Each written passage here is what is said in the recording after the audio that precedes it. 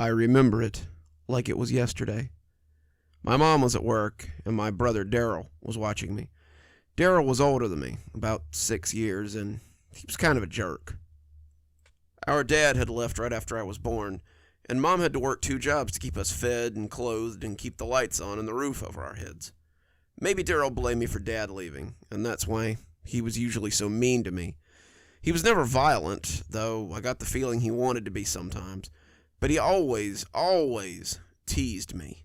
He told me there were monsters in the basement who would eat me, and told me there were ghosts in the attic, that the boogeyman would come and carry me off some night, about all the perverts who would just scoop me up off the street someday and do stuff I didn't really understand at the time. He liked to scare me, and I think that's how we got on the subject of the Corn Man. It happened one afternoon when we were playing hide and seek. Daryl rarely played with me, not unless Mom made him, and he was being slow about counting, just trying to wait for Mom to go to work so we could go back inside and keep watching TV like he wanted to. He was counting, and I was hiding out in the cornfield where I knew he wouldn't find me. As he finished, he stepped out into the field, knowing that's where I was. He started looking, cursing, and stomping around as he couldn't find me, and seemed to be getting pretty frustrated. Finally, he said the words I will never forget. "Better come out, turd, before the Corn Man gets ya." I stood up. He had been pretty close to finding me, and asking who the Corn Man was. Daryl smiled wickedly, seeing another opportunity to scare me, and get himself back inside as well. The Corn Man, he told me, lived in the cornfields that seemed to perpetually surround our house. The field was filled with corn during this time of year, and Daryl said that the Corn Man patrolled it and got little kids who went out to play in the field. He said that the Corn Man couldn't see you if you stayed still.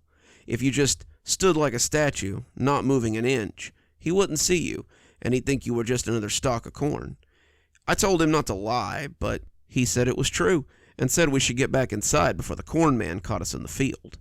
We were both in the living room, Daryl gripping the remote and flipping through the channels, as Mom said goodbye and left for the night. He had spent that week tormenting me with stories about the Corn Man that were usually just ways for him to get out of stuff. "Corn Man will come into your house if he smells garbage. Better take it out before he smells it." I heard Corn Man comes to take away messy kids. "You better clean up around here." "Oh, you're going to tell Mom, huh? Well, the Corn Man loves to eat little tattletales, so go ahead and tell Mom you saw me smoking. I hope I'm awake when he comes to get you." That night, however, he just grinned as someone knocked on the door. He told me to go get it, and I prickled a little. I didn't want to go out after dark. Not after what he had told me about the Corn Man mainly hunting at night, and usually for kids who were out past curfew. He pushed me with his boot as I dithered, and I stumbled to the door as someone pounded on it again. My hands shook as I reached out, turning the knob slowly as I pulled it open. I sighed happily, though, happy to see Reggie and Clyde for the first time in my life. Reggie and Clyde had been Daryl's friends since elementary school. Mark was usually with them as well, but I supposed he must be off doing something else. They were often involved in Daryl's shenanigans, and I kinda hated seeing them come around. Tonight, though, I was just glad they weren't the Corn Man. I turned to tell Daryl that his friends were here, but he was already heading for the door, pulling on his leather jacket. He told me he was going out, and I asked where he was going after dark. "Not that it's any of your business, but we're going to go summon the Corn Man so he'll give us a wish." I felt my mouth slip open and asked why he would do that. "Well, in the story, if you can complete his challenge, then he grants you a wish. But," he said, turning back towards the door, "you'd better stay here. You'd probably be too scared to come out into the cornfield after dark." I agreed with him until I realized that meant I'd be home alone all night, but by myself. I had grabbed my coat and ran after the 3 of them before I could think better of it. The 3 of them were standing by the cornfield, cigarettes winking on and off as I approached. Clyde elbowed Daryl and pointed at me. Daryl grinned the widest I'd ever seen him grin, and the effect was pretty terrifying. He looked like a ghoul from a zombie movie in the cigarette light. Maybe even one of those pedophiles he was always telling me would get me. Well, look who decided to join us. You trying to get a wish too, turd?" No, I said, snuffling a little in a mixture of fear and mucus. "I just didn't want to be at home alone." What are you talking about?" You never said you got wishes from the corn man. Daryl took a long drag off his smoke, the light making his face look like a jack-o'-lantern. Well, the word is that if you stand in the field and say the magic words, the corn man will come and test you. If you can stand as still as a cornstalk, not moving and not being caught, he'll grant you one wish. But if he catches you, your blood will water his cornfield. So, sound like something you want to do, turd? I shook my head nervously, the wind rustling the corn and making me shudder. I didn't want to go out there, but I didn't want to stay here in the dark alone either. He snorted at me and rolled his eyes, pitching his cigarette away from the dry cornfield. Well then, go home if you're going to be a baby. The rest of us will get our wishes, and you'll just be home, pissing your pants.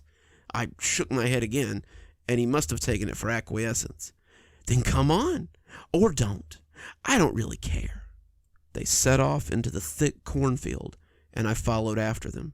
The sea of stalks whipped past me as the three bigger boys walked in front of me. It was dark, the night birds and the sound of animals tuning up all around us. I was shivering, and it had nothing to do with the night or the chill in the air. I was scared, terrified even, and the jostling boys laughed and whispered to each other as they walked towards the center of the vast cornfield. When the corn surrounded us, we stopped, and Daryl turned to look at us. Okay, so now we chant the special chant to summon him. They stood in a triangle, looking at me, and I moved up to make it a diamond. Corn man, come to me if you can. Corn man, I can stand as the cornstalks can. Corn man, still as stone, not like a man. Corn man, still and quiet as the cornstalks can. He looked at us as he finished and told us to chant with him. As we raised our voices to the sky, I began to slur my words as my teeth chattered. I was terrified, standing in the cornfield that had been the setting of so many nightmares, and listening as we summoned the creature that had stalked me through those hated fields. Why had I come with them? Would I really have been less safe at home? Wouldn't I have been fine as long as I stayed inside?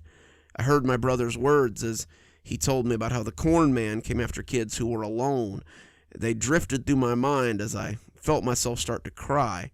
I chanted the words to summon the corn man along with the rest of them, tears streaming down my face as the fear took hold.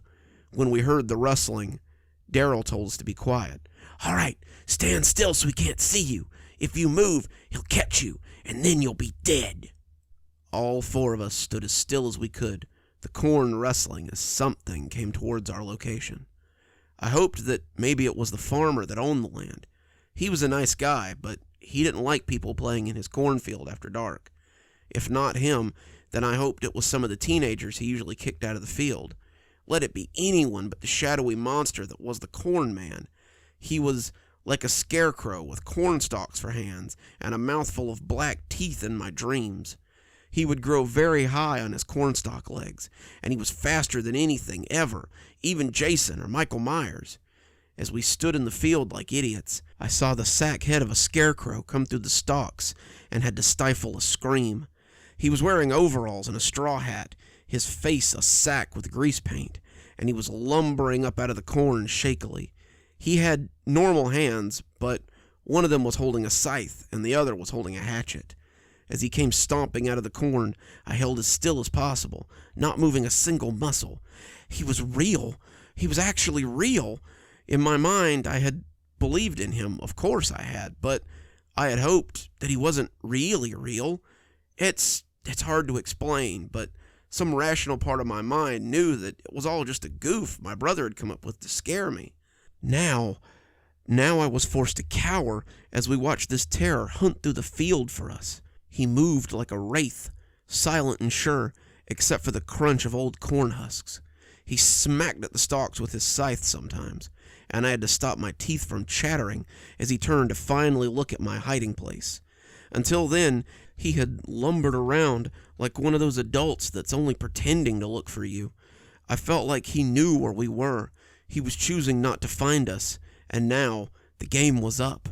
I moved my eyes around. not daring to turn my head, but I couldn't see my brother or his friends anywhere. Had they made a break for it? This was their idea, after all. Why would they run? Had the corn man gotten them? No, I would have heard that. They had abandoned me. Daryl had finally gotten tired of having me around and decided to have the corn man do his dirty work for him. Mom and the police would search for me, but they'd never find my body. I would water the corn forever. As my eyes rolled around looking for them, the sack head turned towards me, and the creature started stalking in my direction. I was speechless, utterly terrified, and as I stood like a statue, I felt a warm stream of urine run down my leg as the cloth hood came within inches of my face. I could hear his raspy breath beneath it, smell the air as he stared down, and I found myself wishing he would just get it over with already. We stared at each other for a count of 20 before the corn man blew out a raspberry of barely contained laughter and let his weapons drop to the ground. "Are you kidding me? Daryl, your brother pissed his pants!" All three of them came out of the tall cornfield then, laughing like donkeys. The mask came off to reveal Mark's stupid, sweaty face as he guffawed at me. They surrounded me like a pack of jackals, and all pointed to the piss stain on my pants and the liquid running down into the dirt.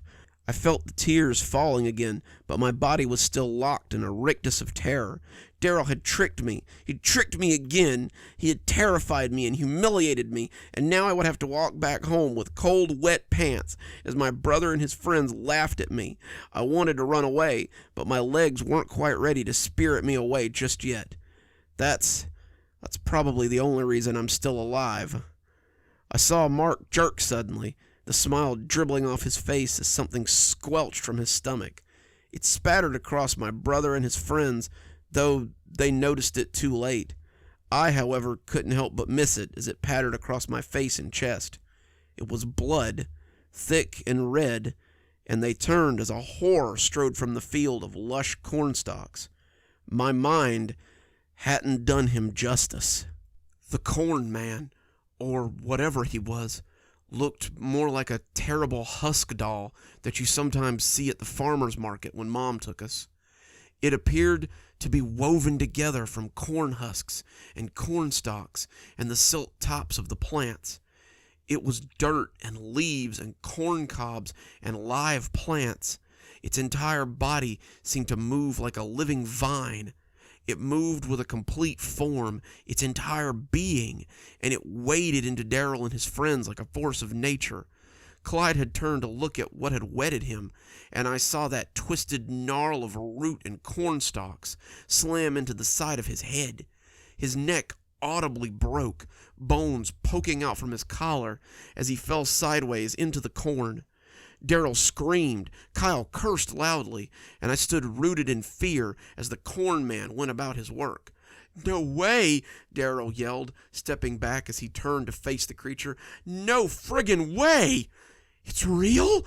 Kyle asked. The creature momentarily stalled as it looked at them speculatively. No, I made it up. I made the whole thing up. It can't be real. It can't be real. It can't be..." He died with that negation on his lips. The corn man extended his thick, rooted arm, and it grew as it coursed towards Daryl's head. Daryl's screams were cut off as the root covered his face, his throat bulging as it poured its roots and stalks down his throat. I could see his body twitching, his limbs convulsing as the corn man pumped his roots into him. My cheeks were wet again, my terror-fueled tears streaming down my face as Kyle made a run for it. He disappeared into the corn, just in time to miss the fate of his friend. Daryl's body erupted in a spray of corn stalks as they burst from him in a red spray of arterial blood. He crumpled, very dead, as his form was shredded. He lay in pieces, his body watering the corn just as he had said. I was resprayed with blood, this time being washed in the deluge, but I was still frozen with fear. My body had hit that point where it was numb, too scared to move, and as the corn man stalked in, I could hear my ragged breathing intensifying. I couldn't move. I couldn't speak. I just knew that this was the time when my own blood would water the cornfields, just like Daryl's. He stood face to face with me, much like Mark had when he was pretending, and as the seconds spread out, I felt like my heart must surely stop, and I would die of fear. Then, to my amazement, the corn man spoke. "You have passed my test. You truly can do as the cornstalks can, and have earned a boon of me. What do you desire of the corn man?" I was speechless, my body unmoving, as I continued to stand like a statue before this hulking horror.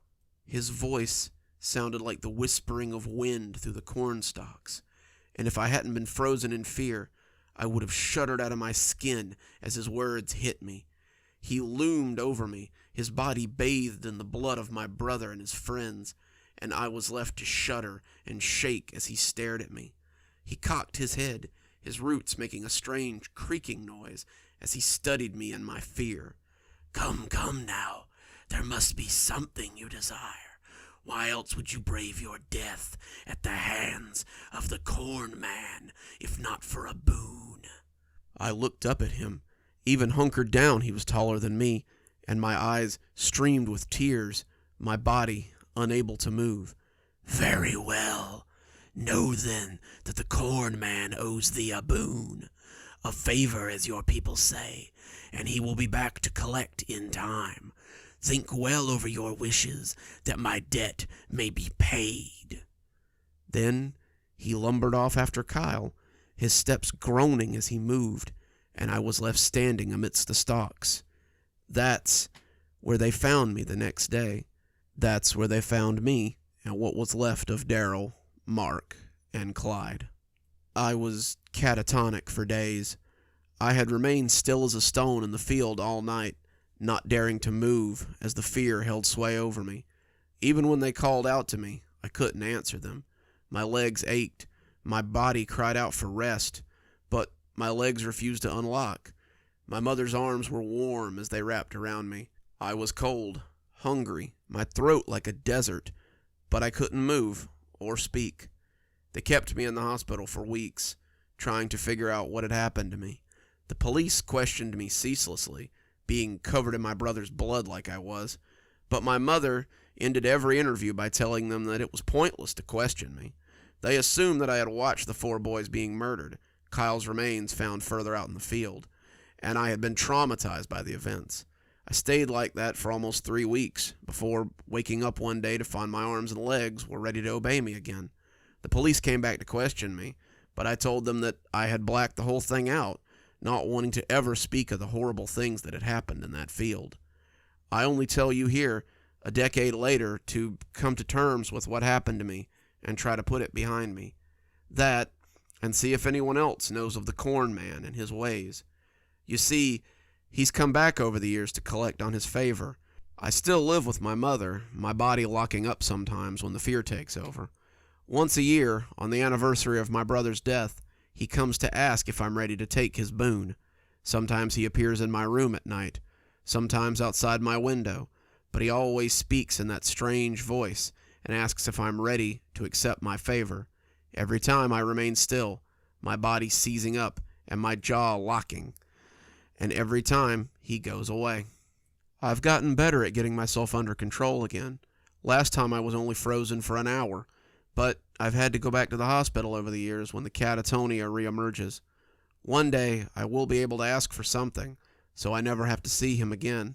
Until then, I suppose I'll be haunted by the visage of the corn man.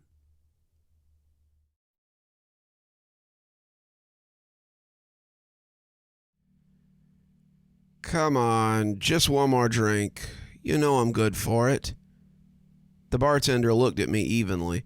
His dark eyes slitted as he tried to hide his frustration. I know no such thing. You still got money on your books from last week, and you dare to come in here flaunting your wealth? I was a fool to let you drink before you'd settled your tab. Now get out. The other drunks at the bar laughed, egging the bartender on as he crossed his arms. I wanted to argue, but the man was quite a bit larger than me, and I realized the futility of continuing. He would win, just as everyone did when they went up against me. So I hung my head and mumbled something about leaving. As I stepped into the cold winter air, I felt some of my buzz deteriorate, the derision of my drinking companions following me out into the chill weather. I was too drunk to be walking home, but it was my only means of conveyance. I live in Osaka, at least I did at the time, back in the early 2000s. I was not what you would call a solid citizen. I believe the word most of my culture uses for people like me is a NEET. It basically means I wasn't enrolled in school, wasn't working on a family, and I wasn't working in a job. I'd never been very diligent a worker or a very good student. The jobs I'd had were, well, menial, and often didn't last longer than a month or two. My grades had been good enough to get me into several very expensive cram schools, but not into college. With no real prospects, I'd settled into my life as a nobody. My parents paid for a cheap one-bedroom apartment in a part of town where you had to step over the winos as they stumbled home, and they sent me money to avoid having me come to the house and bring shame on them. I didn't care. All my money went to booze or even less lofty pursuits, and I was essentially circling the drain. I suppose fate had another plan, though, because that was when I met a very special woman on my way home. I had been celebrating a small victory that night, but it seems that my luck had run out. I had a little extra money after my raffle ticket had brought a small windfall, and I'd been buying drinks for a few of the barflies in an effort to get some female companionship that evening. They had taken my drinks and laughed at my jokes, but when the money was gone, so were they. I'd drunk up all my extra money, and after having no luck mooching drinks from the usual bar patrons, I was forced to head home. It was early December, and the snow on the ground was only an inch or two. The black ice glistened treacherously from the damp pavement, and I was trying my best not to weave too much as the bracing air took some of my buzz with it. The streets were mostly deserted, a few late-night pedestrians here and there, and the lights were far from seasonal. We don't really celebrate Christmas in Japan, not like the Americans do, and the lights here were usually from billboards or the advertisements that lit the night as well as the street lamps. I had turned a corner, heading from the trendy part of town I'd been drinking in into the less savory areas where I lived, when I first saw her. I stopped for a moment, not quite believing what I was seeing. It was a youngish woman, her black hair blowing in the wind, and her bare feet walking delicately atop the snow. She was dressed in some kind of robe, a wrapper too light for the weather, and I followed behind her as I tried to find the courage to speak to her. If she was out here and so little on a night like this, then she had to be as drunk as I was. Either that or on some kind of drug, but neither of that mattered much to me. There was heat in my apartment and a little beer in the fridge. We could get warm together, maybe have a little drink, and watch the sun come up over the edge of my balcony. In her current state, I had little doubt that she'd be glad for a warm place to stay, and as I quickened my pace to come even with her, I tried to find my best opening gambit. "Good evening, beautiful. What's a flower like you doing out in the snow?"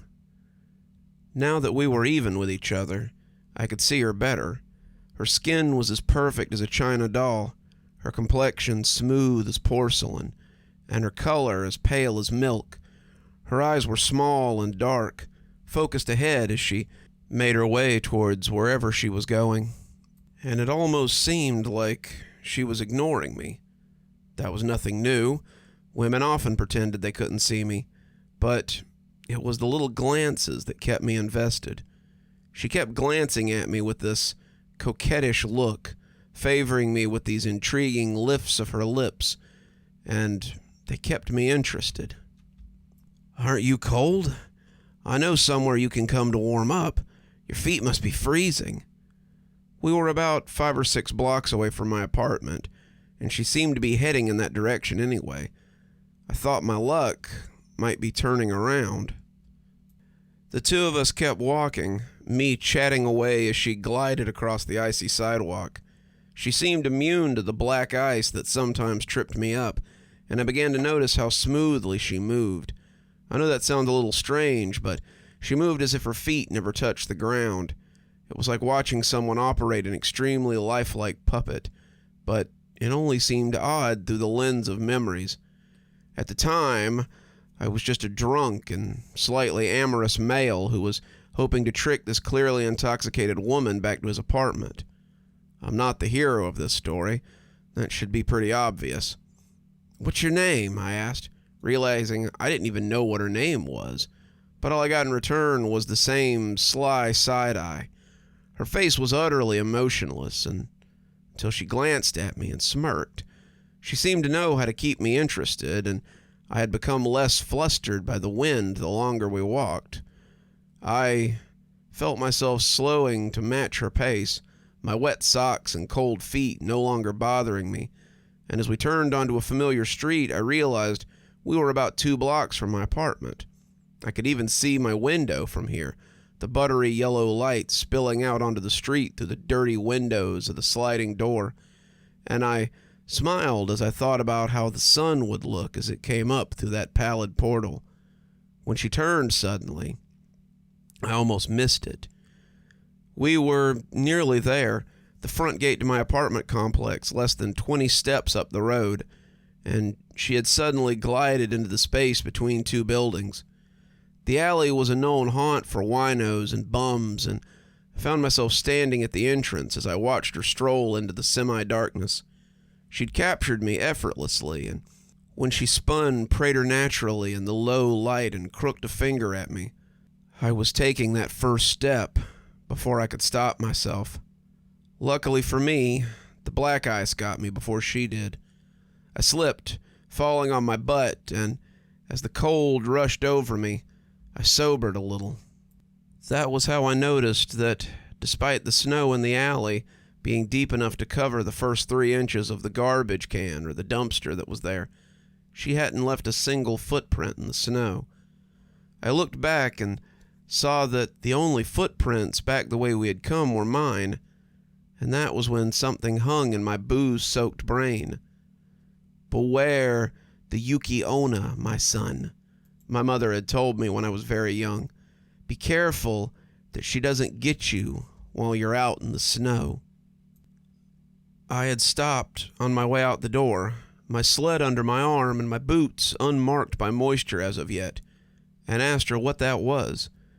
"Yuki-onna sometimes hunt handsome men and try to take their life force. It stalks them through the snow, luring them away so it can get them alone, and freezes them in place as it draws out their precious life energy.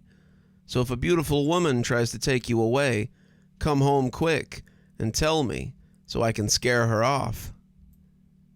She had said it jokingly, but as I sat in the snow, I realized I was about to do exactly what she had warned me against.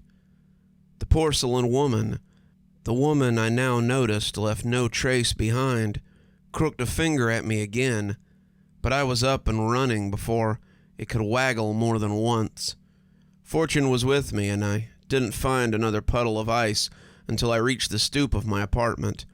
I could hear her behind me, her scream the roar of a winter wind, and as I rounded the gate, I came into the courtyard and expected to be pounced on at any minute. It would serve me right, I realized, as I came shakily up the steps of the front porch. I had thought I was the hunter, seeking my prey to lure it home, but I'd been tricked and ran afoul of a much larger beast. I stumbled on the ice near the door, fumbling my key from my pocket, and as I looked up, I saw her reflected in the glass. Her hair was no longer straight, writhing behind her as it rose like a nest of vipers. The wrapper now looked more like a funeral shroud, the edges tattered and dark with grave soil. Her dark eyes were now large and round, their centers full of terrible knowledge, and her jaw was opened much too wide as I slammed the key into the lock and rushed inside. I shoved the door closed behind me, expecting a loud bang as she barreled through it, but when I turned to look from the stairs, the courtyard was empty, save for the snowdrifts. I drank the beer in my fridge alone that night, realizing how close I had come to death, and deciding that it was time to make a change. I called my mother the next day and told her I needed help. That was 20 years ago, and my nights of midnight carousing are behind me. I went to cram school, got my test scores up, and started college. I now work as an engineer. My wife and I met in college, and we got married after she finished her doctorate. We have an apartment in a much better part of town, a son getting ready for high school, and my current life is as far from that apartment where I saw the snow woman as night is from day. I no longer depend on my parents, and I've left the rut that I wallowed in for far too long behind me. I still go out drinking with my coworkers sometimes, but now I'm careful how much I have before making my way home. On the night I barely escaped death, 2 homeless men were found frozen to death in that very alley. The news believed that they had succumbed to the elements, but I think the Yuki Onna was simply looking for a third course in its long meal. Some nights, when the snow falls and the leaves drift on the sidewalk, I sit in my apartment and just wonder if it's still out there, hunting the streets of Osaka for its next meal. Then I remember how lucky I am to have escaped the cold embrace of the Yuki Onna.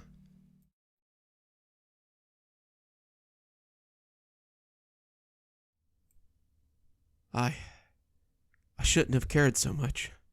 They were just socks after all. But it was becoming such a problem. We moved into our house about 3 months ago, our first real house. I honestly thought this was going to be a fresh start for my wife, my daughter, and I. We've been bumping around from place to place since Lisa was born, and we'd lived in a new home every year since she was a year old. It had nothing to do with our landlords or rowdy neighbors or paranormal happenings, as is often the case in these kind of stories. Her mother and I simply kept getting better jobs, which required us to move from one side of town to the other for work. That kind of moving made it hard for Lisa to make any friends or feel comfortable in any place she knew, since she knew she just had to pack up and leave again soon. After 8 years of moving around and never fully unpacking, my wife and I gained some level of job stability. I was a junior VP with the company I worked at, and my wife had become a manager at the store where she worked. This meant the money was steady, the job was consistent. We decided it was time for something a little more permanent. We started house hunting right away, and after a few weeks, we stumbled across what we thought was our dream home. It was less than 30 minutes from both my office and her store, a bus ride away from school for our daughter, positioned out of town so as not to deal with the constant noise of the big city, and a big backyard with plenty of room for our growing family. As I look back on it now, I never would have expected what came next. We'd been in the house for less than a week when I first started noticing the socks were missing. "Honey, have you seen my black dress socks?" I was standing in the laundry room, looking into the dryer like I expected my missing sock to just appear out of thin air. My wife walked onto our back porch to see what I was talking about, her bathrobe replaced with a work uniform. I should have left for work 10 minutes ago. I would miss my carpool at this rate. But there I stood with one sock on and one bare foot. I had searched under, around, and on top of the dryer for the missing sock, and had finally started looking into the empty dryer like an utter fool. My wife said she hadn't seen it, but wondered if I'd seen the fluffy pink socks she liked to wear to work. "I'm missing the left one," she said good-naturedly, but I could tell she wasn't pleased about it. We both shrugged it off at the time. We had just moved in, and there were still boxes to unpack. We figured our socks had just gotten lost in the shuffle. As the first month went on, however, and the boxes slowly became less and less, we found it off-putting that we hadn't seen any of our missing socks. Quite the contrary. I was now missing 12 socks out of 15 pairs that I owned. This wasn't such a huge deal for me. I owned 15 pairs of business dress socks that went with my suits, and I could easily match them together. My wife, on the other hand, was fuming because she was missing some of the cute socks she liked to wear to work. Not just our socks. Lisa's socks were missing too. Not to mention that Lisa hadn't been sleeping well since we moved into the new house. Since the first night, she'd been woken up in the wee hours of the morning by a strange noise outside her window. She never saw what made the noise. It never poked a grisly maw up over the windowsill to scare her, but she said it sounded like fingernails scratching along the side of the house. I went and looked, too, and there were definitely scratch marks on the bricks outside her window. They were going up towards the kitchen and maybe towards the laundry room. I put it off at the time and made a note to trim the tree branches the next time I was doing yard work. We had quite a few large oaks in the backyard, and their branches did hang pretty low to the ground. Other than the socks and the noise, Lisa loved her new house. She had friends over to play in the big backyard and had a huge room for all her toys and games, a bathroom all to herself. She would always follow every puffy-eyed morning up with, "But I still love the house, Dad. Please don't make us move," no matter how many times I assured her that this was our house now and we weren't going anywhere.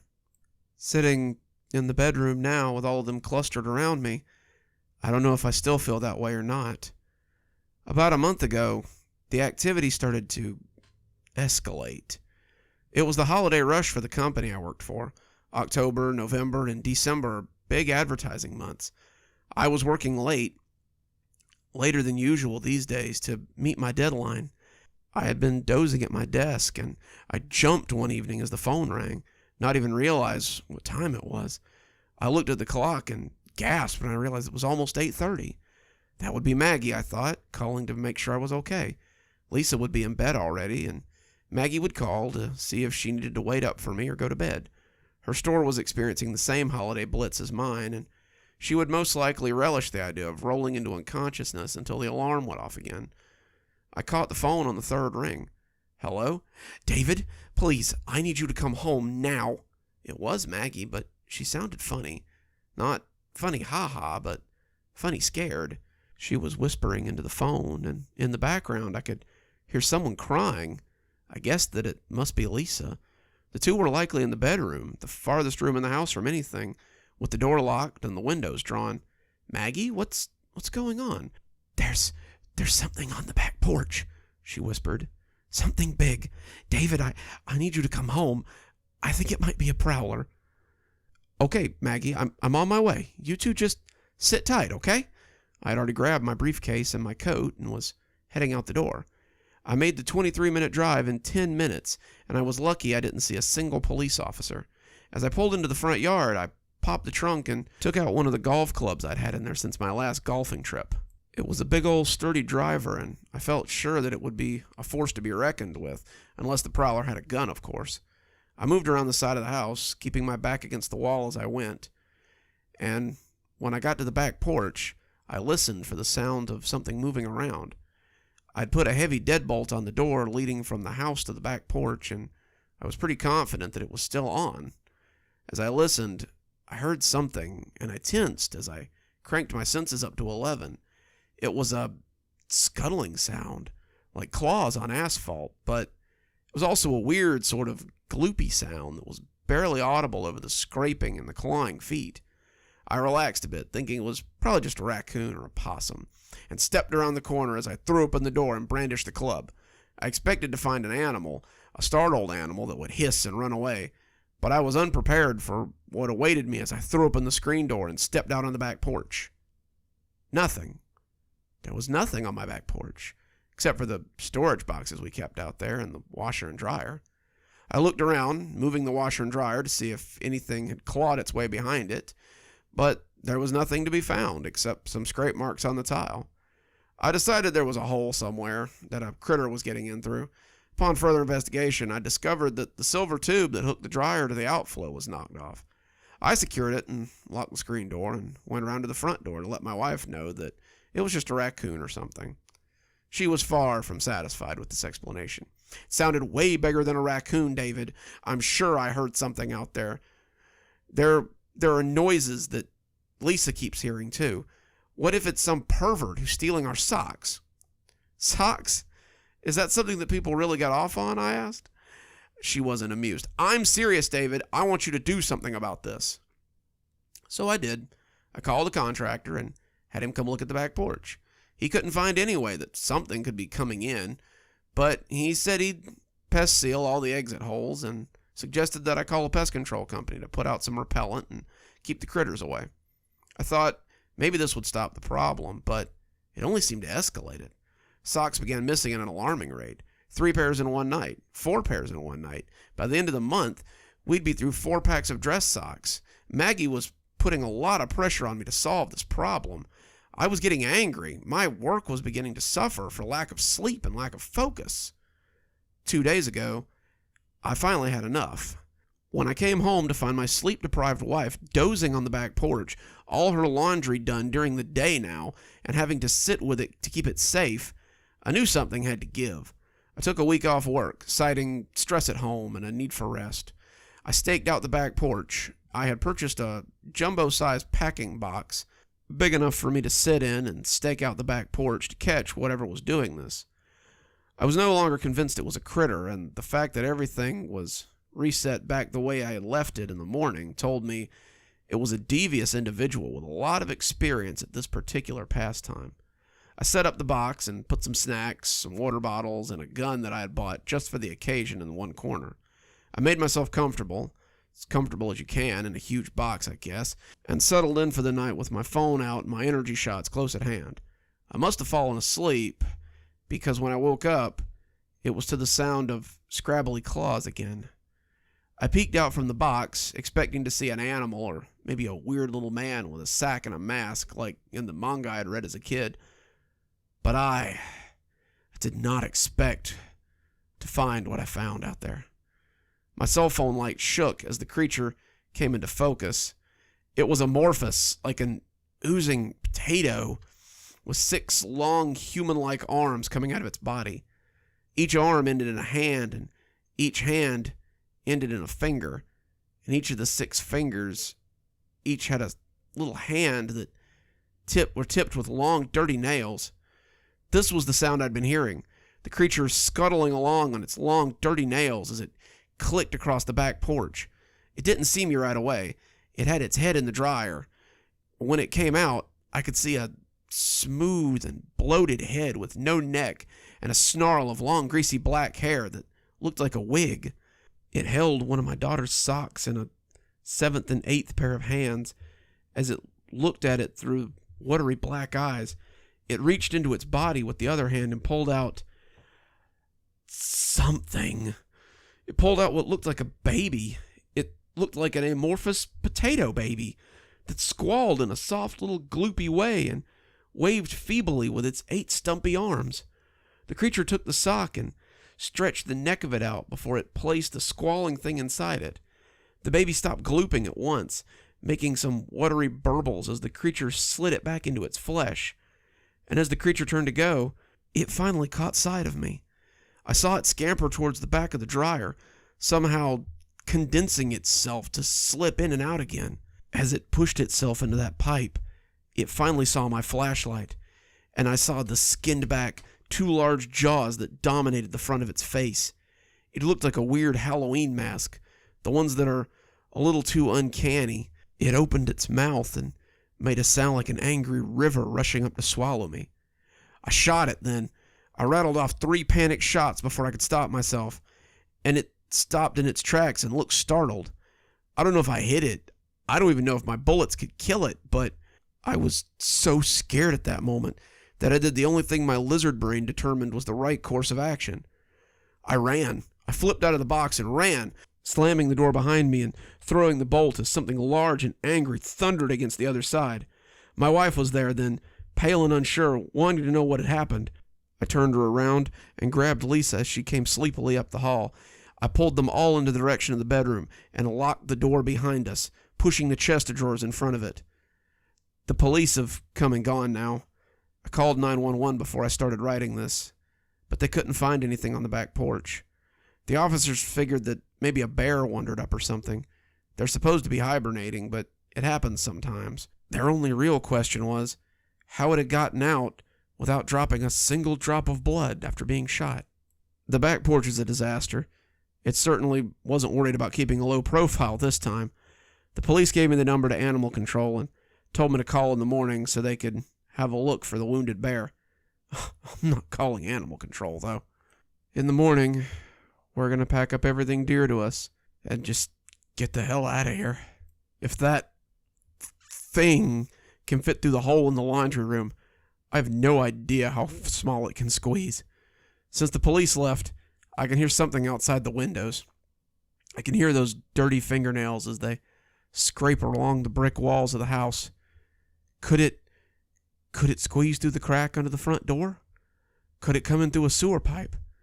My family drifted off into a shallow sleep, but I'm sitting here on the bed, gun by my knee, just listening for the sounds. It stopped scraping its claws about 5 minutes ago. I don't know if that should be comforting or not. I wish I'd just let it keep the socks.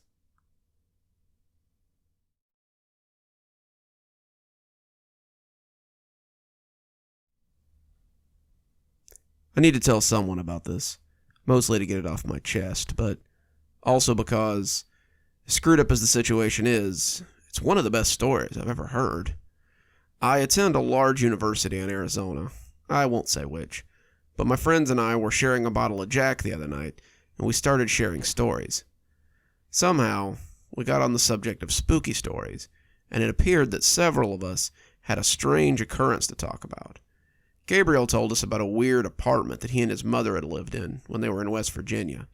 Apparently his mother had woken up screaming one night after a dark figure had appeared over her bed.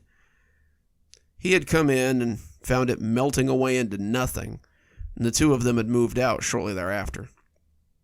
John told us about a weird deer he'd seen on a hunting trip, and I told him about a sound I'd heard outside my parents' house in Montana throughout my childhood. One of Dad's friends, he was a zoologist or something, said it didn't sound like any animal he was familiar with. Dad jokingly asked him if it was a Bigfoot or something. He never really quite denied it.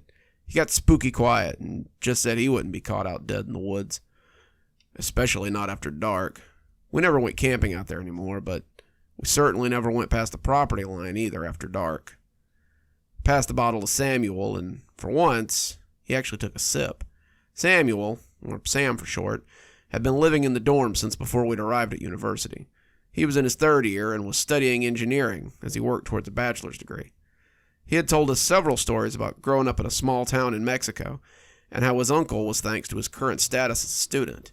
His uncle was a professor of Spanish studies and antiquities, and he had offered to help his nephew get a student visa so he could do more than drink shitty beer in the local bar and do manual labor his whole life. I opened up saying that it was weird to see Samuel drink, but I don't think you understand how strange it was. Samuel was our permanent designated driver because in the 2 years that we'd known him, I had never so much as seen him touch a bottle of alcohol, unless it was to throw it away or take it from us when we'd had enough. He took a moment to collect his thoughts before saying in a hollow voice, "I told you all I grew up in Mexico, right?" We all nodded, and he continued, "Well, I grew up in this rural little town, right outside of Hermosillo. It wasn't large, maybe 8,000 people in the whole town, and most of our work came from the processing plant or from the farms that operated around the small town. My mother and I lived there with my abuelo and my abuela. My uncle was living in America and sending money back when he could. My abuelo was a horse breeder, something my family had practiced for generations, and he would work for the stockman for one of the larger ranches in the area. We weren't quite as well off as the rancher, but we were doing okay. Wasn't a bad life. It was hard, but not without its pleasures. When I was in high school, my friends and I would go to parties held at the local farms. The rancher's son, Santiago, and I had been friends since we were young, and we palled around with some of the ranch hand sons, Juan, Christopher, and Mateo. We were good friends, probably the best friends I've ever had, but one night we found something that none of us quite believed in. We had all grown up with stories about La Llorona or El Cibon, but my mother always loved to use a certain legend to scare me. La Lechuza was a witch who turned herself into some sort of owl demon after her death. She was said to roam the lands, hunting for drunks or just children out after dark. She would make noises in the night to trick you into opening your window so she could steal your eyes. She would pretend to be a baby to lure you into the woods. She would create thunderstorms and other nasty things, and would come to get naughty children if they acted out. La Lechuza was used a lot in my house to get me to do things like chores or homework that I really didn't want to do. By the time I was a teenager, though, I was kind of done with my mom's scary stories about owl ladies. I was much more interested in drinking with my friends and meeting girls. I was 16 when she caught me on my way out the door. "I know where you're going off to. I beg you, do not go out there and drink with your friends." I brushed her off, saying I was of age, and if I wanted to go hang out with my friends, then I would. And if La Lechuza would happen across you and your group? I scoffed, telling her that her stories didn't scare me anymore. "That story is what killed your father," she started to say, but I cut her off. Dad had died in a drunk driving accident before I was born.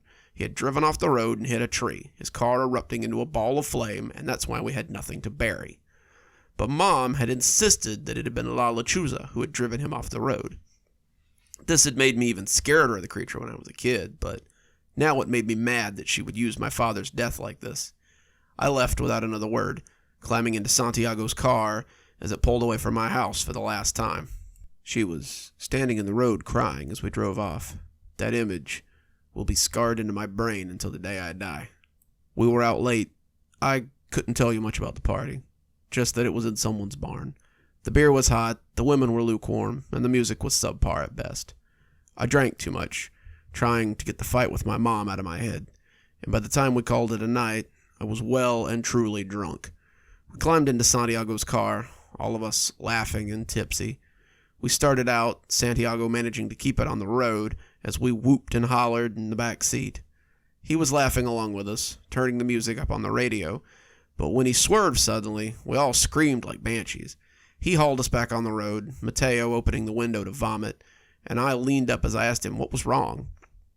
He looked pale, all the tipsy scared out of him as he stammered, "I thought there was an old lady in the road, but when she turned, her body looked wrong." I said how weird it was to see someone so old out this late, but suddenly I yelled for him to look. Something was in the road, and if it was what he had seen before, he had been absolutely right. It was hunched over, a long cloak on its shoulders, and it looked deformed. It turned to look at the car as it barreled forward, and I could see piercing red eyes that bore into my soul. I saw it all in the space of 5 seconds, maybe, but those eyes will stay with me forever. Santiago never had a chance to do anything. He just plowed right into her, doing 55. The car suddenly stopped dead, and I came to about a minute later. I had boffed my head pretty good on the seat, but one look at Santiago told me I had gotten off lucky. He had slammed into the windshield, breaking his neck and turning his skull into a rotten gourd.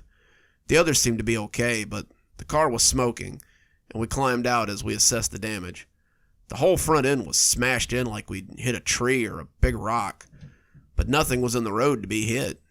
I remembered the old lady and moved off to check the ditches, thinking maybe we had knocked her off the road. The others just milled about, not sure what to do, and that's when it happened. The moon was full that night, or I may very well have missed it. A shadow passed over me, a thing with a wingspan like a condor, and I looked up just in time to see it drop onto my friends as they stood huddled around the car. It had landed on Juan, breaking his back and riding him to the ground. He screamed, his scream watery and miserable. He wouldn't scream for long, though. The bird dropped its head and began to feed on him, its beak plunging and diving as the other two backed away in horror. When it looked up, face dripping blood and owl eyes glaring at me, I ran. I don't know if the other two ran at the time, but I felt like a mouse who'd seen an owl. I ran, still drunk and weaving, and the houses swam up in my peripherals. I could still hear that wet, crunching sound as the creature fed, and I stumbled as my feet hit a root. I kept running, kept moving, kept showing my heels as the houses wobbled like an oil painting all around me. I just kept running, knowing that my house couldn't be far, not noticing the lack of night sounds until it was too late. When that unearthly screech split the night, I panicked and turned a corner at random. When my foot hit a pothole, I thought for sure I was going to die. My world suddenly exploded with light, and I stumbled back on my hands and butt as a bright something nearly blinded me. I turned, putting my back to those blinding lights, and saw a horror as it descended. The headlights spotlighted the owl thing, and as it swooped down on me, I figured this was the end. I closed my eyes and put my hands up across my face, preparing for the end. That's when I heard my mom yelling at the thing. She came out of the car, shouting curses and brandishing a cross on a long silver chain. The owl monster flapped its wings, changing its course and taking off again. It screeched loudly, flapping those wings angrily as it flew away. My mother helped me into the car then, but I must have passed out because I woke up in my bed the next morning. I would have believed it was a dream if Mom hadn't told me all about it as we sat at the breakfast table. She had made food, and there was a pot of coffee there as well. As I ate, she told me all of it. How the creature had killed my dad one night as he drove home drunk. How Santiago and Juan had been found dead that morning. How my other friends had never arrived home that night. She spelled it out for me and told me how lucky I was to be alive. She said I had been given a chance and that it was up to me to figure out how to use it. She wasn't happy with my answer after I'd thought about it for a few days, but I think she understood. I still went to those parties, but I never drank again. Instead, I helped people get home safely. I never saw that creature again, but there were nights that I imagined I could feel its hateful stare. I was taking its prey from it, stealing its food, and it never quite forgave me for that. Not a day goes by that I don't think about that night and my friends who died. We sat there, drinking as we listened to his story, a cold chill flowing through us as we took it all in. I'd say this was the end, but that wouldn't do him or his story justice. 3 weeks ago, Samuel came to me in tears and told me that his mother was going to die. I sat him down. He was shaking like a leaf and asked him how he could possibly know that. Before that, I hadn't seen him in class in a few days, and he looked tired and rattled. I dreamed I was in my mother's house, the one she has on my grandparents' property, and I heard her crying. I walked into the living room, and she was sitting at the kitchen table. I walked up behind her, putting a hand on her shoulder, and asked her what was wrong. She grabbed my arm, and her hand had become a claw. Her head turned around, and she screeched at me through that owl beak. Her face had become that of the owl witch, and just before I woke up, she screamed my mother's name.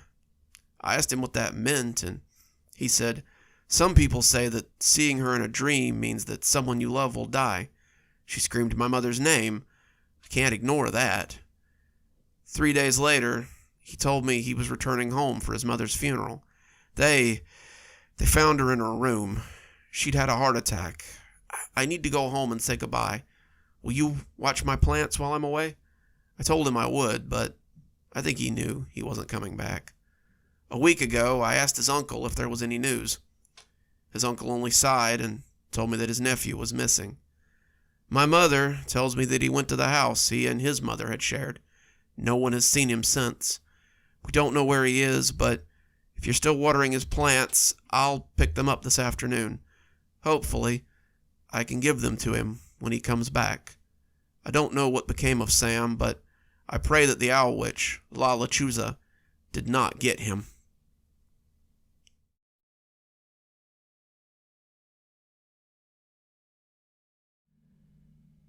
The job wasn't fancy, but it would pay the bills, and that was what I needed right then. I'd graduated high school a few years ago, and no sooner had I thought about entering the job market than COVID hit and shut a lot of the world down. Suddenly, most of the things I would be qualified to do would make me a non-essential worker, so I decided to make my mom happy by going to college. She wanted me to take the time and get a degree or a certificate or something, but after 2 years and 2 changes of major, I had very little to show for my efforts. My counselor, after scowling at my file for a few minutes, finally sighed and said something to me that I'll never forget. Some people do well in school. To some people, this is a chance to engage with peers and better themselves, but this isn't the case for everyone. I feel like you may be trying too hard to be something that someone else wants you to be. Why not go out and live a little? Come back when you decide what you might like to be. Mom didn't much care for that answer, and she said if I was planning to drop out of school, then I would need to help with the bills. Dad was retired, and Mom was getting ready to retire. The last thing they wanted was another useless mouth to feed. So, started looking for a job, but the list of potential positions wasn't very long. I didn't want to flip burgers or wash cars or something I'd have to fight high school kids for, but I didn't have the skills for anything like maintenance work or coding. I didn't have the job experience for anything that wasn't entry level, and when they asked if I'd be willing to work nights, I said I would. When the site I was using sent me a list of potential jobs, I grimaced at the 6 names. Not a lot of options, but I suppose there had to be something there. There were 2 fast food jobs, so they went out. There was a part-time janitor position, but I was looking for something full-time. That left a job with a cab company, a bagger at Publix, and an assembly line job for Braxton Moore. That one surprised me because you didn't often see entry-level positions open there. Braxton Moore was an air conditioner company, one of the biggest ones in the region, and it was a place where people usually stayed for quite some time. I was in for a further surprise when I read the hours. Shift is 10 p.m. to 6 a.m. Candidates will need to be able to stand for 3+ hours, be required to work with a particular instruction and minimal breaks, and will not be allowed to leave for the entirety of the shift. Benefits will be from day one, and pay will be very competitive. Looking at the projected pay rate, I saw it was very competitive. That made up my mind. I sent the message to the recruiter, and about an hour later, I had an interview the next day. So that's how I came to be sitting in the offices of Braxton Moore Industrial at 11:30, listening to how I could find fulfillment as an assembly line worker. The work isn't glamorous, but the demand for products has become so great that BMU has decided to open up the facility to offer a night shift position. You'll arrive at 9:30, be at your station at 10, work till the bell rings at 6 a.m. You'll be given 2 30-minute breaks, one at 1 and one at 4. And you'll be expected to be at your station at all times. Understand? I nodded, telling him it sounded pretty cut and dry, and he chuckled as he said it was as easy or as hard as I decided to make it. There is one important thing you should know about the job before you take it. The owner, Mr. Moore, likes to keep the lights off after the second shift leaves. There are lights at the station, but the floor lights are cut off at 10 as a cost-saving measure. You aren't afraid of the dark, are you? He asked, making it sound like a joke. I told him I wasn't, and he seemed to like that. I answered a few more questions, and the interviewer seemed impressed. He shook my hand and told me to expect a call back. About a week later, I was milling around the break room as I waited for the others to arrive. A few others showed up, maybe 5 or 6, and it looked as if they were keeping the crew small. When a lady in a pantsuit arrived for orientation, I expected her to comment that it had been a slow hiring cycle. But no, she said it looked like everyone was there and told us to have a seat so we could get started. You will be part of our new night line. You will be placed at a station, and it will be your job to assemble the products as diagrammed. Your station has its own purpose, and as posted, you will be working in 3-hour shifts between breaks. When you're at your station, I must ask that you not leave. The floor is dark due to the lights being on timers, and you could get hurt if you wander onto the manufacturing floor. What if we have an emergency or something? Asked a girl a row ahead of me. There's a phone at your workstation, but we do ask that you leave your cell phones in the lockers. Here, she said, indicating the locker at the back of the room. Locks will be provided, but if you want your own, we understand that too. I must impress upon you the importance of not leaving your workstation. It's very dark on the work floor, and you could get hurt or killed if you go exploring on your own, We went over a few things, mostly the general idea of AC manufacture, but that line kept sticking in my head. Was the machinery on while the lights were off? The cost-saving measure had to be negligible when compared to the cost of running the machines.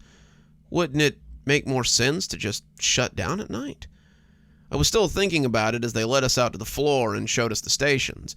They were little plexiglass booths with an open back, and the conveyor belt would send the parts you needed to your station for assembly.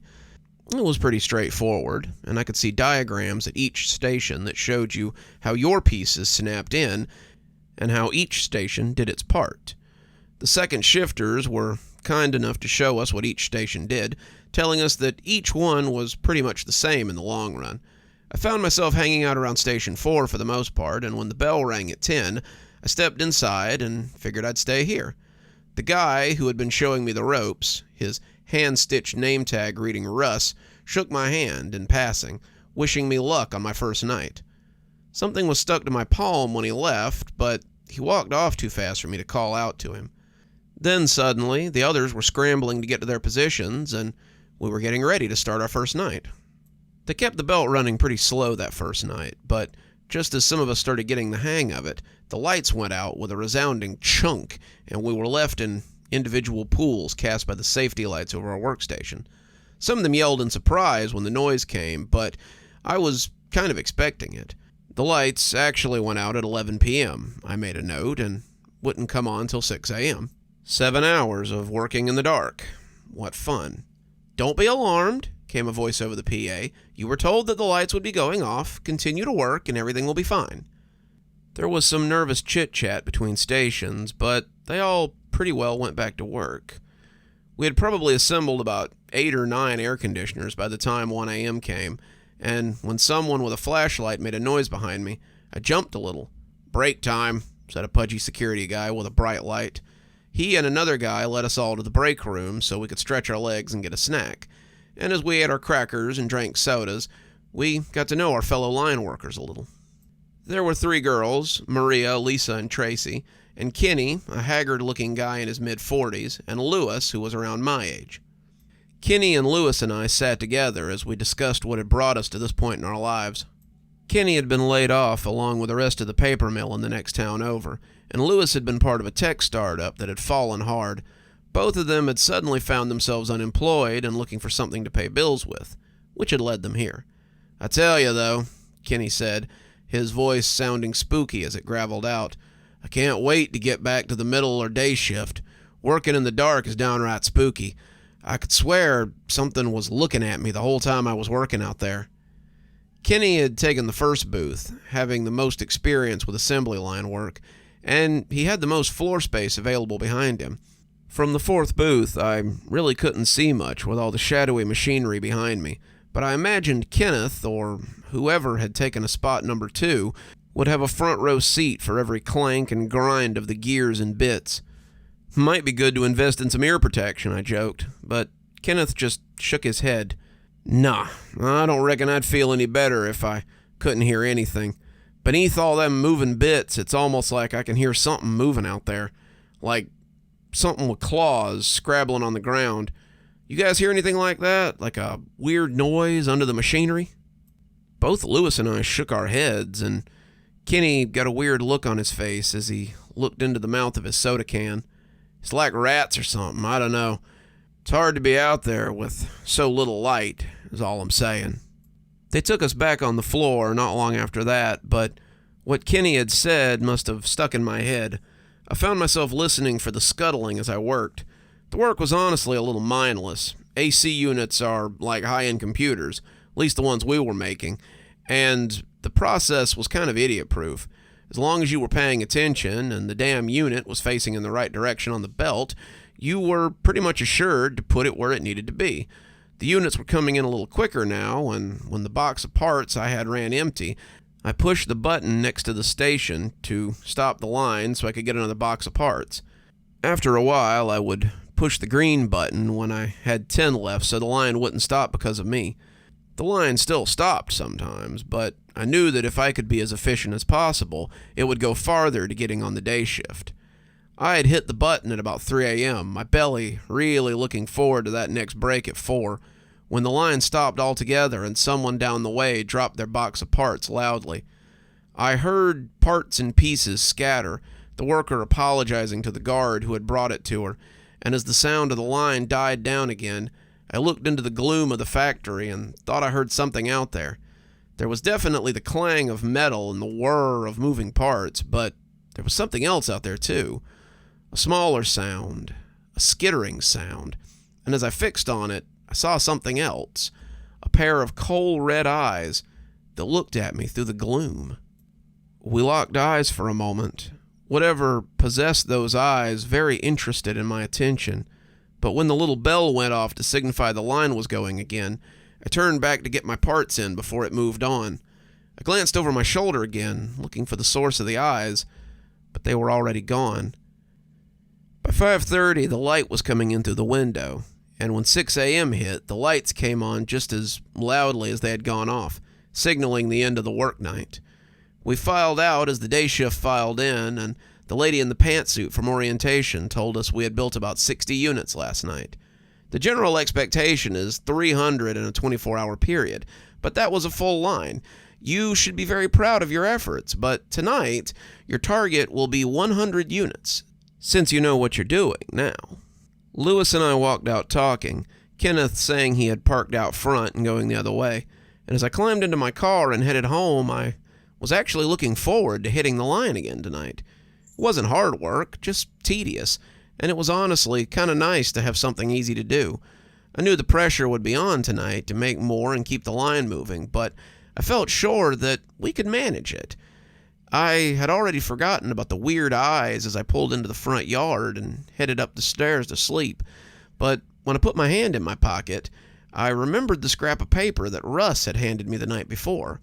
Wasn't sure what I expected, but it wasn't the scrawl that was written on the little paper square. 1. If you hear scraping from the dark, don't turn around. 2. If you smell death or rotten meat, don't look and don't stop working. 3. This one's the most important. If you see the eyes looking at you, look away as fast as possible.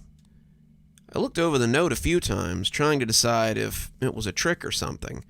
It would be up some of these guys' alley to try to run a goof on the new guy, and I figured maybe that was what this was. Russ had seemed pretty well put together. Normal, I mean, but I guess this might be just something people did around here. I drifted off, thinking about those eyes, thinking about how maybe the line had saved me from something terrible. But what? I decided I needed answers, but first, I needed sleep. I came in around 9 that night, getting there a little earlier than I meant to, and found a familiar face in the break room. Russ was nursing a Dr. Pepper and smiled as he saw me come in. "Hey, it's my replacement. How did 4 treat you last night?" He pulled out a chair at his table, inviting me to sit. "Pretty good," I said, getting my own soda as I took a seat near him. "I was wondering if you could tell me anything about this," I said as I pushed the folded note towards him. He inhaled, putting his hand over the note as he grimaced around. "I think I'd like a smoke. How about you, kid? Can I interest you in a smoke?" I didn't smoke, but I nodded anyway and followed him out to the smoking area. The night air was bracing as we stood on the veranda of the break room, Russ lighting up as he glanced around. "You get a chance to show that to anyone?" "No." "Good. Don't. Especially not anyone from management." "Why not?" "It could get me in a lot of trouble, but I hate that they don't warn the new guys about, what's out there." I asked him what was out there, and he exhaled smoke bitterly. "Before I worked the second shift, I was on the night shift. It's not brand new, as they would like people to think it is. It's been going for years. It usually operates through word of mouth or through particular agencies. They say if you exemplify yourself on nights, it's a fast track to second shift. When I called you my replacement, you see, I wasn't kidding. I'm preparing to go to day shift. The brass ring as far as anyone around here is concerned. I've earned it, though. I've done 5 years on second shift, just waiting for an opening. But I've never forgotten the nights I spent on that dark floor as I assembled AC units by the little light overhead. It was your first night, but I'll go ahead and assume you probably saw something." I wanted to deny it for some reason, but I ended up just nodding and telling him about the eyes. He nodded and kind of blew smoke out of his nose. "Yeah, the eyes. How many sets did you see?" "Just 1, I told him, not really liking the question. "Good. 1's okay. If you see 2 sets, one above the other, look away immediately.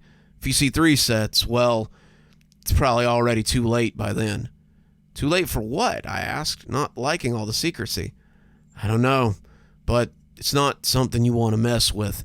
It takes people sometimes, people who really see it or do something it doesn't like. You can hear it when it's getting close. Its claws or whatever are sharp, and I've seen the maintenance guys trying to buff them off the floor sometimes. There's a smell to it as well, like rotten garbage or old meat, but you only really smell it if it gets close. The eyes are the most important part. Don't look at it if you can help it. It doesn't like being looked at. But if you're looking and it opens its third set of eyes, it's probably too late anyway. At that point, don't blink, because the second you blink, it'll get you. I heard the higher-ups were impressed with you and the guy in Spot 1. Get through your training period, and they'll likely bump one, if not both of you, up to mid-shift. Take the promotion if they do. Get off nights as fast as you can, and don't look back. It's a death trap, a trap that gets closer to killing you the longer you... The door opened then, and the woman in the pantsuit stuck her head out, smiling at Russ and I. There you are. Everyone's ready to get going. Russ, I trust you aren't trying to scare the new guy off. Russ smirked, pitching his cigarette away as he turned to go back in. Just showing the newbie the ropes, Miss Baker. He's got a good head on his shoulders. I want to make sure he makes it to mid-shift. As do we all, the woman said, smiling at Russ as he took his leave. That night was rough. We were going from the time we got there, till the accident happened at 2 a.m. The lady had told us flatly that she was giving us a goal of 100 units by 6 a.m., and she assured us that she was serious. If you are moved onto the other shifts, there will be daily goals to meet.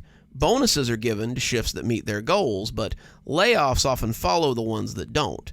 Don't get laid off because of dilly-dallying. By our first break of the night, we had made about 50. We all sat together that night, talking about how if we kept it up, we'd make our goal by the time the next break came around. Everyone was excited, wanting to make our goal on the second day. Wasn't as if it had never been done before, but we were excited to make it happen, nonetheless. Kenneth was quiet as we talked, though, shivering a little as he sat and munched the sandwich he'd brought for dinner. It was clear that something was on his mind, but whatever it was, he had no intention of sharing it with us. We came back at about 1:30 and set to our task. We were making good time, sending them down as quickly as we could, but that's when we heard the noise. It was different than the sound when the lights went on. This one was a lighter sound, like the buzzing just before the lights go out. I glanced up, my eyes seeing the lights overhead buzz, and then suddenly they went out. Not just mine, but all of them went out, all at once. It was like a breaker had been thrown, and the voice of the security guy came overhead and told us to calm down while they got the lights back on. I heard the chit-chat erupt further down, even the winking of an illegal cell phone as the flashlight came on, but I kept my eyes on the line. I remembered Russ telling me about the eyes and the claws, and I was afraid to look too hard into the shadows. I heard something as the machinery powered down slowly, a noise on the edge of hearing. I heard the light scamper of nails, and my spine nearly tingled. As the machines came to a halt, the clicking sounded thunderous without the noise to cover it. It was quiet, like mice feet, but sounded to me like fingernails walking across bricks. It clipped along like a whole procession of fingers, and I wondered if there was more than one. I kept my eyes forward, the clicking going past, and that's when I smelled the smell. Russ hadn't done it justice. It was like roadkill in the sun, like the piles of guts my grandpa used to leave outside the slaughterhouse after he butchered a deer. And as it moved past, the cloud settled over me. It took everything I had not to gag, and as the cloud went away, I heard others comment on it. When someone further down the row screamed, I turned in time to see the lights come back on and see Lisa pressed against the wall of her workstation, hyperventilating. The security guys came in a hurry as her screams peeled up towards the ceiling, and the assembly line ground to a halt once again. After some quiet talk, Lisa was escorted off the floor, and we had to figure out how to continue without her. Tracy agreed to work both stations, but Tracy hadn't been fast to start with, and our productivity slowed and lost momentum. We managed another 30 in this way, Tracy and Lewis swapping out from time to time, and we ended our night with about 80 units. The woman seemed pleased that we had made it so close after losing a person, but when I saw Lisa in the parking lot after I got out, I realized I wanted to know what had set her off. Had she been sitting out here for the last 4 hours? Did she not have a car of her own? "You okay?" I asked, coming to sit beside her at the bus stop. She nodded, sniffling a little as she looked at her shoes. I don't think I'm coming back tonight." "Why?" I asked. We had never been close. I don't think I'd ever actually spoken to her before now, but she seemed willing to talk as we sat on the cold bench by the bus stop. I had my phone out, using the light. I knew I shouldn't, but I took it on the floor. I turned around, wanting to take a picture to post later, just a joke post. But when I snapped the picture, I found something else. It was shadowy. I couldn't see it very well, but it was terrible, she said with a shudder. It was like a scuttling tumor with too many teeth. Its eyes were like little pits, devoid of life. I don't know what I saw, but it made me feel like I was a little girl again, listening to the monsters under my bed. I offered to take her home, but she said she would rather just wait on the bus. I sat with her until it got there, and that night, Lisa wasn't there. There was someone new waiting for us, a young kid who looked fresh out of high school, and we welcomed Nick onto the assembly line. He took up Lisa's old spot, bopping his head as he listened to music at his station, and was never bothered by the problems that Kenneth and I seemed to be plagued by. I forgot to mention that Lisa wasn't the only casualty of the night shift, it seemed. Kenneth didn't stop coming to work. He had bills to pay and people depending on him, but he just got more and more haggard looking as the week went on. He clearly wasn't sleeping, and he seemed anxious every time he had to return to the floor after breaks or at the start of shift. This went on till Wednesday of our third week. It went on until Kenneth snapped. It was another night of working the assembly line, making AC units as fast as we possibly could. We were easily meeting our 100 units a night goal and had even completed 125 a few times. The higher-ups were impressed with their new prospects, but the word was that Kenneth and I were the standouts. The talk was that at the end of the first month, Braxton Moore was planning to extend jobs to the standouts on the floor, and my name was on the list next to Kenneth's. If he had just held out for another couple of days, Kenneth would have been free of the demons that haunted his night. It was about 3:30 in the morning, and the noises had been worse than usual. The skittering had gone back and forth since 8 o'clock, and the smell had been something constant. Security had claimed there was a dead raccoon in the vents or something, but I think most of us suspected it was something else. More than a few of them had noticed the smell, if not the clicking nails, and the eyes that sometimes found you were hard to ignore. We were all doing our best to ignore it when Kenneth suddenly loosed a primal scream and made us all jump. "Go away! I'm sick of this! I'm sick of all of this! I'm gonna kill you!" he yelled, fists balled as he stalked into the darkness. He ran off into the gloom, and before I could think better of it, I went after him. Lewis and Kenneth had become something like friends to me in the last few weeks, and I couldn't let Kenneth go off and get himself killed. I ran after him, the dark closing around me, but I had stumbled about 50 feet on the floor and hit my head on something as I went down hard. I lost a couple of minutes, but I realized how much I had nearly lost when my vision cleared. There were 2 sets of open eyes hovering over me, and the third had just slid open. The creature towered over me, standing on a body covered in long, twitching fingers, grinning down at me with a mouthful of needle-sharp teeth. His body was lumpy like a giant potato, but his teeth were just as sharp as Lisa had said. His eyes were burning pits with smoldering coals, all of them staring at me as I lay on my back, my head throbbing. I nearly lost before it even started, but I remembered before the pain could force a wincing blink out of me. I held the creature's nightmare gaze, the eyes smoldering into me like hot coals, and I could feel it regarding me as its heat dried my corneas. I had always been pretty good at staring contests when I was a kid, but this one took the cake. It probably made a difference that my life was on the line, but in a lot of ways, this was just another bully trying to stare me down. Nothing mattered at that moment. Not Kenneth, not the job, Nothing but beating this thing and proving it could be done. If I lost, then I'd never know it. If I won, however, I'd be the only one who would know, since no one would believe me. It felt like we stared at each other for hours, but when all 3 sets of eyes finally blinked, I breathed in a sigh of relief. It clicked away on those nubby legs, the ends likely tipped in claws or something, and when I saw flashlights and heard people calling my name, I started backpedaling towards them.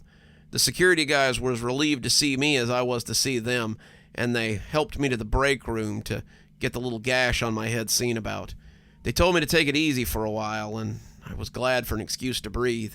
After what I had just been through, a little break was the best I could hope for before having to suck it up and go back to the floor. The woman in the pantsuit came in half an hour later, and after finding everyone in the break room, told us to go home for the night. They still hadn't found Kenneth, and didn't sound like they expected to. She asked me to stop before I could leave, calling me into a nearby office before handing me a manila envelope. Inside was an offer for the second shift, something I'd been expecting to see. The higher-ups are impressed with your work, and except for leaving your post tonight to try to get Kenneth, they were impressed with your ability to follow expressed rules. They want to offer you a spot on the mid-shift, if you want it. That was about a year ago, and I've been working mids ever since. The shift is as different as, well, as night and day, not to sound too cliche. With the floor lit up, it's easy to see all the things that looked scary in the dark and sort out all the moving parts as just machinery or belts or something else. I haven't heard the clicking or smelled the smell since starting on mids, but sometimes I still see those eyes. It isn't anything consistent, but it's more often than I would like. Sometimes if you look up into the mouth of the industrial fans near the ceiling, just before shift change, you can see a glowing pair of eyes just waiting for the lights to go out. It fears the lights for some reason, and it won't come onto the floor until the lights are off and the night shifts are bathed in the protective bubbles. I won't work nights anymore, and no one has asked, but every time I think about picking up a night shift for some extra cash, I think about those eyes and decide differently. Lewis is coming to mids next week, his rise taking a bit longer than mine, and he seems glad.